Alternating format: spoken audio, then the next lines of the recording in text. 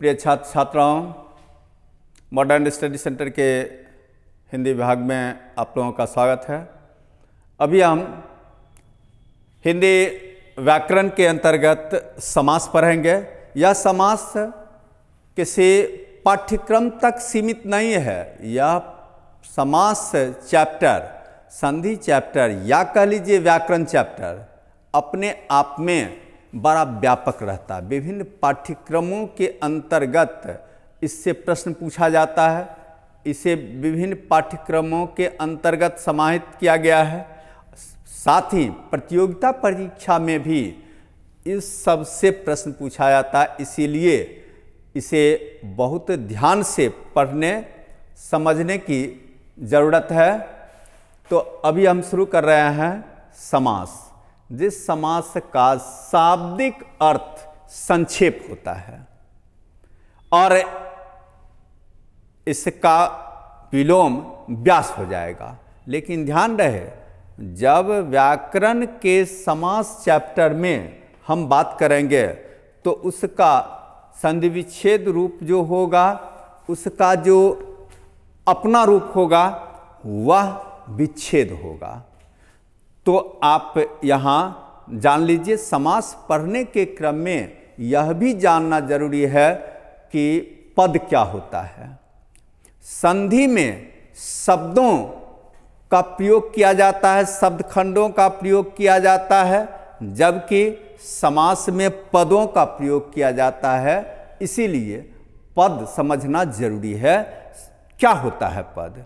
तो इसको बिल्कुल आसान रूप में समझा जा सकता है कि शब्द में जब कारक चिन्ह लग जाएगा, अर्थात विभक्ति का प्रयोग होगा शब्द में, तो वैसी परिस्थिति में वह पद में बदल जाता है। अर्थात वाक्य बनने की प्रक्रिया या वाक्य बन जाए तो वह शब्द पद हो जाता है। तो आपने जान लिया कि कारक चिन्ह युक्त शब्द पद कहलाता है। कारक चिन्ह से हटा हुआ शब्द शब्द रहता है। तो शब्द और पद का आपने अंतर जान लिया। यह ध्यान रखना है कि कर्ता कारक में जो शून्य चिन्ह होता है वह भी कारक चिन्ह है। इसीलिए भ्रम के कारण कभी कभी लोग शून्य चिन्ह वाले को विभक्ति रहित मान लेते हैं। ऐसा नहीं करना है। वह भी शून्य भी अपने आप में विभक्ति है। जैसे गाय चरती है, यहाँ पर गाय के साथ शून्य चिन्ह लगा हुआ है, गाय पद है। तो अब हम समास पर बात करते हैं। देखें, पदों के मेल को समास कहते हैं। व्याकरण में आप पढ़ेंगे तो वहाँ पर देखेंगे दो या दो से अधिक पद जब अपनी विभक्ति छोड़कर आपस में मिलते हैं तो उसे समास कहते हैं। ऐसा आप पढ़ेंगे। लेकिन मेरी समझ से पदों का मेल ही तो समास है। दो या दो से अधिक पद जो होंगे वो पद होंगे। अब विभक्ति छोड़ेंगे तभी तो पदों का मेल होगा। इसीलिए हमने अपने ढंग से समास को परिभाषित कर दिया है। पदों के मेल को समास कहते हैं। इसका मतलब हुआ कि दो या दो से अधिक पद अपनी विभक्ति छोड़कर मिल रहे हैं। विभक्ति युक्त शब्द को पद कहते हैं। समास का शाब्दिक अर्थ संक्षेप होता है। समास के मुख्यतः 7 भेद होते हैं। समास के संदर्भ में आप यह जान लीजिए कि इसके भेद में बड़ा मतभेद है। कुछ विद्वानों ने इसे मात्र 2 भागों में बांटा है, कुछ विद्वानों ने 4, कुछ ने 6, लेकिन मैंने अपने हिसाब से एक मध्यम मार्ग को अपनाया है और वह 7 भेद। सप्ताह के जितने दिन समास के उतने भेद। और भेद का नाम हमने लिख दिया है। कर्मधारय, तत्पुरुष, द्विगु, द्वंद्व, बहुव्रीहि, अव्ययभाव, नय। इस तरह आप देख रहे हैं समास के 7 भेद हुए, जिसमें पहला भेद है कर्मधारय समास। कर्मधारय समास को आप देखें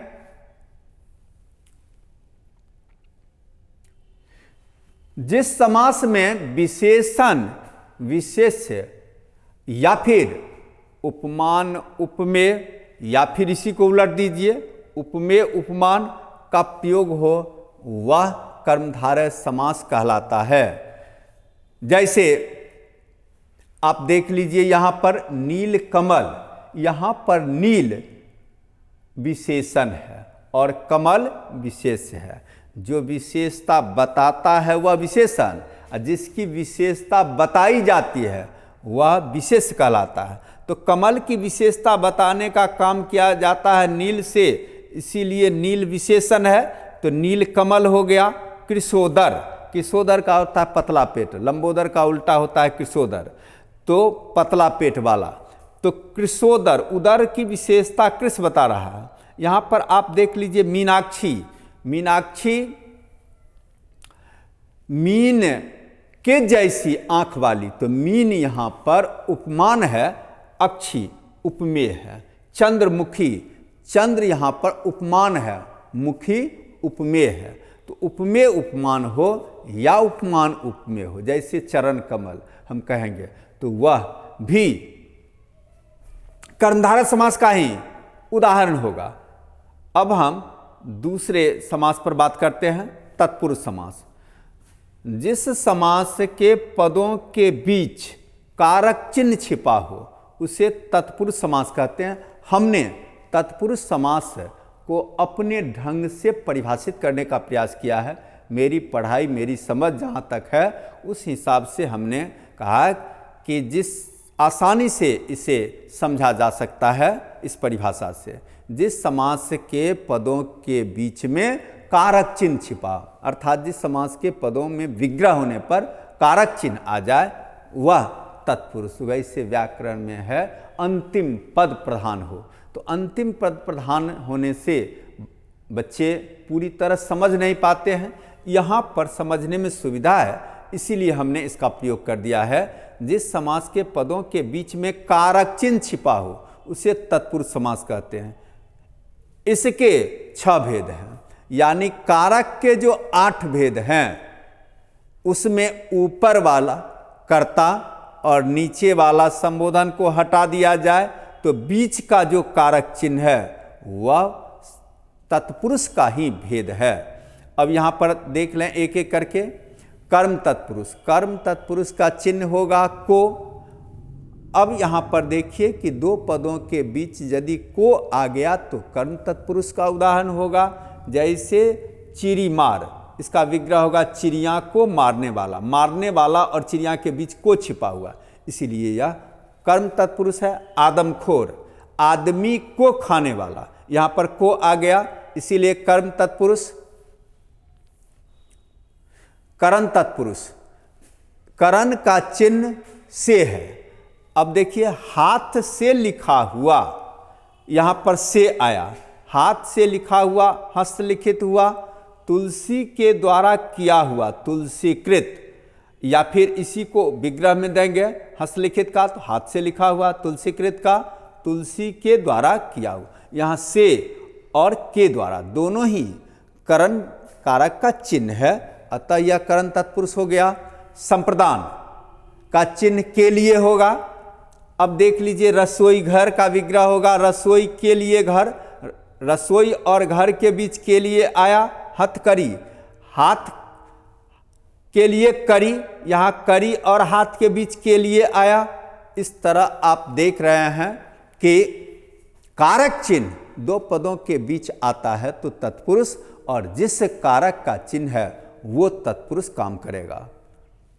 अब इसके बाद देख लीजिए अपादान, युद्ध से भ्रष्ट, युद्ध भ्रष्ट हो जाएगा। युद्ध का अर्थ होता है समूह, समूह से भ्रष्ट, यहाँ पर उससे मतलब नहीं है, यहाँ पर विग्रह केवल करना है युद्ध भ्रष्ट का, युद्ध से भ्रष्ट यानी अलग हो गया है। पदच्युत का पद से च्युत, च्युत का अर्थ होता है अलग हो जाना। तो ये आप अपादान के से देख रहे हैं। संबंध होगा काके की, जैसे सेना नायक, सेना का नायक, राजपुत्र, राजा का पुत्र, यहाँ पर का चिन्ह आ गया, तत्पुरुष आ गया। इसी तरह अधिकरण में आप देखेंगे गृह प्रवेश, गृह में प्रवेश, अधिकरण का चिन्ह में है। इसी तरह हरफन मौला, हरफन में मौला, आपने देखा में का प्रयोग। इसी तरह अश्वारोही, अश्व पर आरोहण करने वाला, पर्वतारोही, पर्वत पर आरोहण करने वाला, ये सब अधिकरण। अब इसके नोट्स में देख लीजिए, जिस समासिक पद के विग्रह करने पर कारक चिन्ह आवे वह तत्पुरुष होता है, तथा जिस कारक का चिन्ह होता है तत्पुरुष का वह भेद होता है। तत्पुरुष के भेद और कारक के भेद लगभग एक जैसे होते हैं, जो आपको पहले बता दिया गया है। अब हम द्विगु समास पर बात करते हैं। जिस समास का पहला पद संख्यावाचक हो, संख्यावाचक आप देखते होंगे 1 2 3 4, दुगुना तिगुना चौगुना, ये सब संख्यावाचक है, उसको द्विगु समास कहते हैं। जैसे दुमुहा, दो मुंह वाला, दो संख्यावाचक है। त्रिकोण, 3, यहाँ त्रि लगा हुआ है, यह संख्यावाचक है। षटकोण, यहाँ पर आप देख रहे हैं षट 6, यह संख्यावाचक है। चौराहा आप 4 देख रहे हैं, यह संख्यावाचक है। इस तरह आप देख रहे हैं कि इसके जितने सारे उदाहरण हैं उसका अगला भाग, अगला पहला पद संख्यावाचक है, इसलिए यह द्विगु समास। उपरोक्त सभी उदाहरणों का पहला पद संख्यावाचक है, इस कारण यह द्विगु समास है। अब हम द्वंद्व समास कहते हैं। द्वंद्व समास में सामान्य तौर पर दोनों पद प्रधान होते हैं। जिस समास का दोनों पद प्रधान हो, अर्थात हमने अपने ढंग से आपके समझ की सुविधा के लिए अलग से कर दिया है, अर्थात विग्रह करने पर पदों के बीच योजक योजक और तथा, किंतु, परंतु इत्यादि जो है वह योजक है, और तथा इत्यादि आता है, जैसे दाल और भात, दाल भात। इसी तरह आप देख रहे हैं माता पिता, माता और पिता, दाल रोटी, दाल और रोटी, पाप पुण्य, पाप और पुण्य, यह सब में आप देख रहे हैं कि दो के बीच और छिपा हुआ है। ऐसा यदि सामासिक पद मिलता है तो आप समझें द्वंद्व है। अब पांचवा है बहुव्रीहि। बहुव्रीहि समास समास का सबसे महत्वपूर्ण भेद माना जाता है, इसलिए कि इसका अपना तो कोई भेद नहीं है। किसी भी समास को विशेष अर्थ देकर यह अपना बना लेता है। इसको आप कह सकते हैं अन्य पद प्रधान को बहुव्रीहि समास कहते हैं, विशेष पद प्रधान को बहुव्रीहि समास कहते हैं, या किसी भी समास में विशेष अर्थ देने के बाद अपना भेद बना लेता है। अर्थात सामान्य अर्थ छोड़कर विशेष अर्थ धारण करने वाले समास को बहुव्रीहि समास कहते हैं। जैसे चंद्रशेखर, जिसके शेखर पर चांद हो, अर्थात शिव, तो आप यहां देख रहे हैं विशेष अर्थ धारण करने के कारण यह बहुव्रीहि है। वीणा पानी, जो पानी में अर्थात हाथ में वीणा धारण करे, वीणा पानी, यहां हर वीणा धारण करने वाले को वीणा पानी नहीं कहेंगे, सिर्फ सरस्वती को ही कहेंगे, इसी कारण यह बहुव्रीहि समास है। आप देख रहे हैं वीणा पानी का विशेष अर्थ हो गया सरस्वती। लंबोदर, हर लंबे पेट वाले को लंबोदर नहीं कहा जाता है, सिर्फ गणेश भगवान को कहा जाता है, विशेष अर्थ इसने धारण कर लिया है, इसीलिए यह बहुव्रीहि है। दशानन, हर 10 मुंह वाले को दशानन नहीं कहा जाएगा, सिर्फ रावण को कहा जाएगा, विशेष अर्थ धारण कर लिया, इसीलिए इसका विग्रह होगा 10 आनन वाला अर्थात रावण। बहुव्रीहि समास में हमेशा अर्थात देना पड़ता है। लंबोदर का होगा लंबा उदर वाला अर्थात गणेश।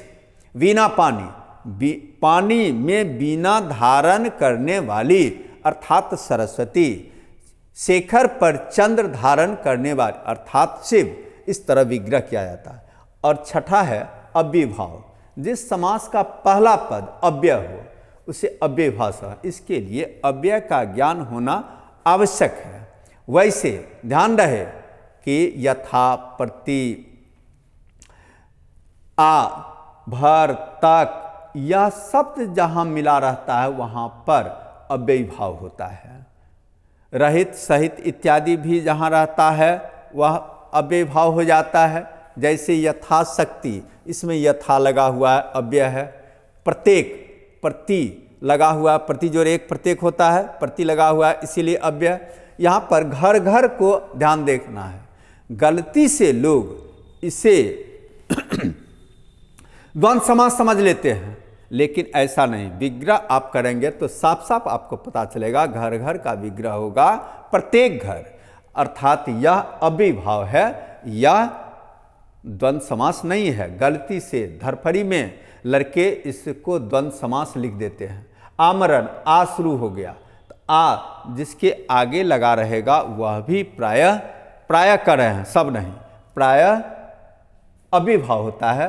भर आगे रहे या पीछे रहे, भर दिन या दिन भर, ये दोनों ही रूप में अव्यय ही रहेगा। और अंतिम है नए समास। नए समास का पहला पद नकारात्मक होता है, जैसे अकाल, अबोध, अनाथ, इस सब में आप देखेंगे तो अ नकारात्मक। अकाल मतलब हुआ जिसका काल नहीं हो, अबोध जिसको बोध नहीं हो, अनाथ जिसका नाथ नहीं हो। वैसे एक चीज ध्यान रखना होगा कि विग्रह के कारण समास का भेद बदल जाता है। जैसे ये अकाल, कर्मधारय का भी भेद हो सकता है। यदि काल के पहले अ विशेषण के रूप में कर दिया जाए तो यह अकाल, कर्मधारय का भी भेद हो सकता है, लेकिन अकाल को यहाँ पर नए के अंतर्गत दिया गया है। विग्रह के कारण कभी कभी समास अपना भेद बदल लेता है। अब यहाँ पर कुछ उदाहरण से आप समझें, जैसे अठन्नी द्विगु समास है, आजकल द्वंद्व है, ऊंच नीच द्वंद्व है, देशभक्ति तत्पुरुष है, गृहस्थ तत्पुरुष है, अज्ञानी नय है, आजन अव्ययीभाव है, गंगाजल तत्पुरुष है, खेचर तत्पुरुष है, गोपाल तत्पुरुष है, गौरी शंकर द्वंद्व है, घर द्वार द्वंद्व है, चतुरानन बहुब्रीहि है, चंद्रमुख कर्मधारय है।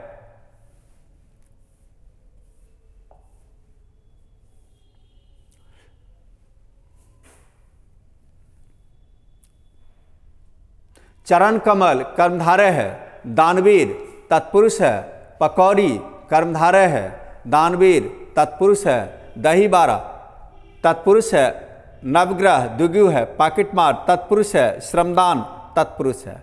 आपके थोड़े और अभ्यास के लिए हमने बहुवैकल्पिक वस्तुनिष्ठ प्रश्नोत्तर पर भी काम किया है। गंगाजल कौन समास है? तो आप इसका सही उत्तर देखेंगे, इसका विग्रह करेंगे, गंगा का जल, गंगा जल, इसीलिए यह तत्पुरुष हो जाएगा। राजकुमार कौन समास है? राजा का कुमार तत्पुरुष हो जाएगा। अठन्नी कौन समास है? पहला पद आप देख रहे हैं संख्यावाचक है, इसीलिए द्विगु समास हो जाएगा। दही बड़ा कौन समास है? दही में बड़ी, यह आप देख रहे हैं तत्पुरुष हो जाएगा। देशभक्ति कौन समास है? देश के लिए भक्ति तत्पुरुष हो जाएगा। पंचवटी कौन समास है? पहला पद संख्यावाचक है, इसीलिए द्विगु हो जाएगा। कन्यादान, एक चीज ध्यान रहे कि पंचवटी 5 बटों के समाहार या द्विगु तो जरूर हुआ, पंच वहाँ है, लेकिन पंचवटी का विग्रह यदि विशेष अर्थ में लिया जाता है, जहाँ राम सीता ने वास किया था, तो वह बहुब्री में भी चला जाएगा। लेकिन यहाँ ध्यान रहे कि ऐसा आपको ऑप्शन नहीं दिया गया है, इसीलिए यह द्विगु ही होगा। कन्यादान किस समास का उदाहरण है? कन्या का दान, स्वाभाविक रूप से यह तत्पुरुष होगा। घर घर कौन समास है? घर और घर नहीं होगा, घर घर का विग्रह होगा प्रत्येक घर, स्वाभाविक रूप से ये अव्यय होगा। दिन भर कौन समास है? अव्ययभाव है। सीता राम कौन समास होगा? सीता और राम दोनों पदों के बीच और आया है, इसीलिए द्वंद्व हो जाएगा। शोक आकुल, शोक से आकुल, आप देख रहे हैं से आ गया, यहाँ तत्पुरुष हो जाएगा। त्रिकोण कौन समास है? तीन कोण वाला संख्यावाचक है, तीन द्विगु हो जाएगा। अनाथ कौन समास है? और नकारात्मक हो, जिसका नाथ नहीं हो और नकारात्मक है, इसीलिए नए समास होगा। अब फिर आप देख रहे हैं चंद्रमौली में कौन समास है? जिसके मौली पर चंद्र हो, यह बहुब्रीहि समास होगा। चंद्रमौल आपको शिव भगवान को कहा जाता है, अर्थात शिव। लंबोदर में कौन समास है? अभी तुरंत बताया गया है, लंबा उदर अर्थात गणेश, तो यह बहुब्रीहि समास हो जाएगा। कमल नयन में कौन समास होगा? कमल सा नयन, तो यह आप देख रहे हैं कमल सा नयन कर्मधारय होगा। लेकिन ध्यान रहे कि यह कमल नयन यदि विशेष विग्रह में जाएगा, विष्णु भगवान की आंख के लिए किया जाएगा, तो वह बहुब्रीहि जा सकता है। जा सकता है कर रहे हैं, है नहीं, है यह कर्मधारय। गगन चुंबी कौन समास है? गगन को चूमने वाला, तत्पुरुष समास हो जाएगा। जी जान, जी और जान द्वंद्व समास हो जाएगा। चिरी मार, चिरी मार में कौन समास? चिड़िया को मारने वाला, तत्पुरुष समास। यहाँ पर एक चीज ध्यान रखना होगा, तत्पुरुष तो आप देख ही रहे हैं, ऊपर से तत्पुरुष के जो भेद हैं उसको भी ध्यान में रखना है। चतुर्भुज में कौन समास है? चार भुजाओं वाला। यहाँ पर देख रहे हैं चतुर्भुज द्विगु समास का, क्योंकि चार संख्यावाचक है। लेकिन इसी को यदि हम अर्थात ब्रह्मा कर देंगे तो वह बहुब्रीहि हो जाएगा। लेकिन यहाँ पर आप देखें बहुब्रीहि ऑप्शन में नहीं है, निश्चित रूप से द्विगु ही होगा। इस तरह आपने देख लिया कि आपकी सुविधा के लिए यहाँ पर आंसर शीट दिया जा रहा है। इस पाठ में इतना ही, अब हम अगले पाठ में मिलेंगे। धन्यवाद।